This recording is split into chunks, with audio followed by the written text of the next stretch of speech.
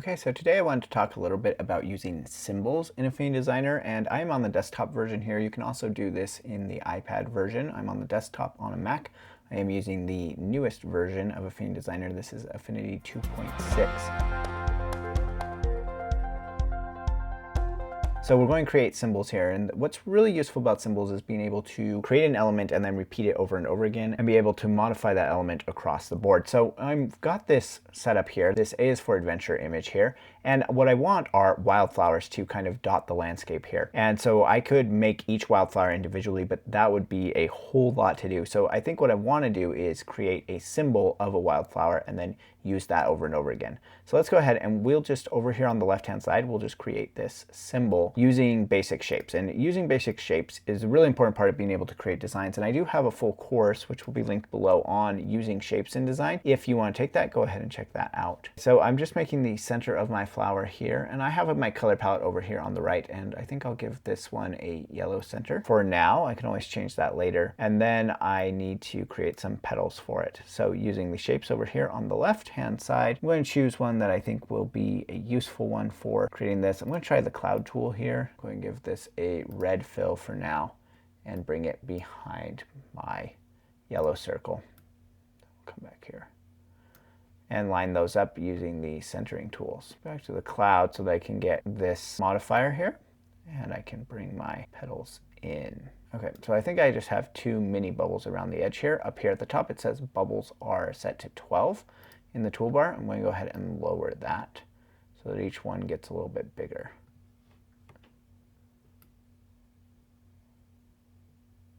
Okay, so I've created my flower here. Let me see what that looks like. I'm just going to duplicate it by selecting it, holding down Option, and dragging it out here. And I can see that that's going to need to be a little bit brighter, but I'll probably do several different colors of flowers to dot here. But for right now, let's just give this a little bit of a brighter tone of red. See if we can make it stand out from the green just a little bit more. Okay, it's going to need to be smaller.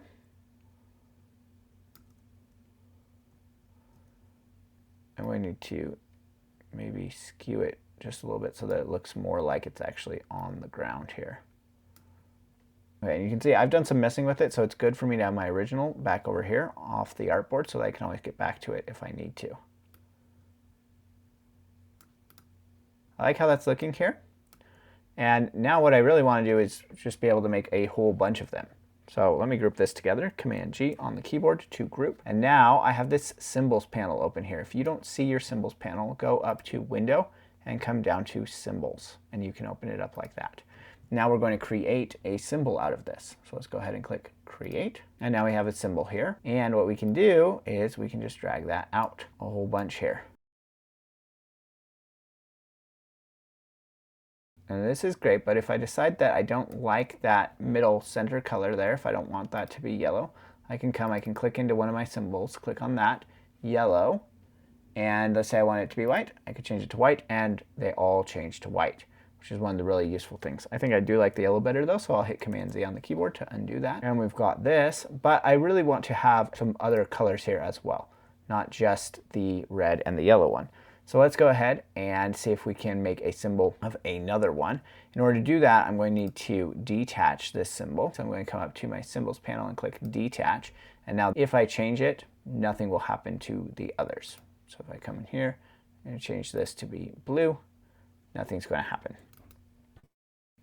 Here, and let's say that I do want to have a white center and a blue flower. Zoom in here, change this one to a blue color. So now we've got white and blue here, but we don't have that as a symbol. So we click on this group and we click Create. And now we have another one that we can go ahead and we can add a bunch of these.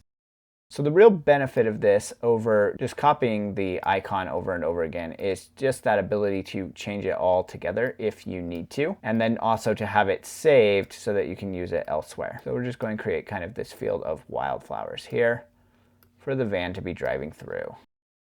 I think I'm going to go ahead and add another one. So I'll detach this, click in here, and let's go ahead and make this one have a yellow outside. A blue center will help us out here. Click on that group, create symbol, and now we have another one. So kind of spread these out a little bit. Add in some more of these.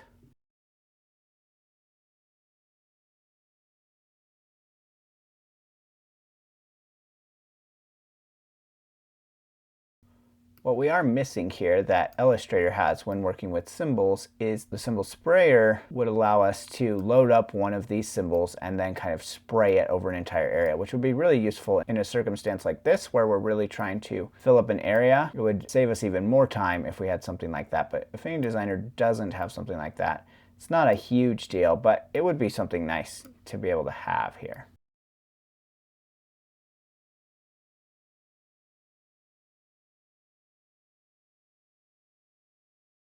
Now, one of the things that you can do with symbols that's really useful is using them in creating patterns. If you want to learn to create patterns in Affinity Designer, I do have a whole course on that. So go ahead and check out the link for that in the description below if you do want to learn how to create symbols for that.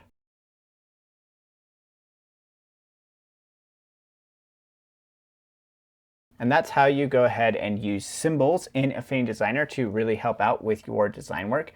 If you have any questions at all, please go ahead and drop those down in the comment section below. I'll do my best to answer them. Thanks so much for watching, and I'll see you on the next video.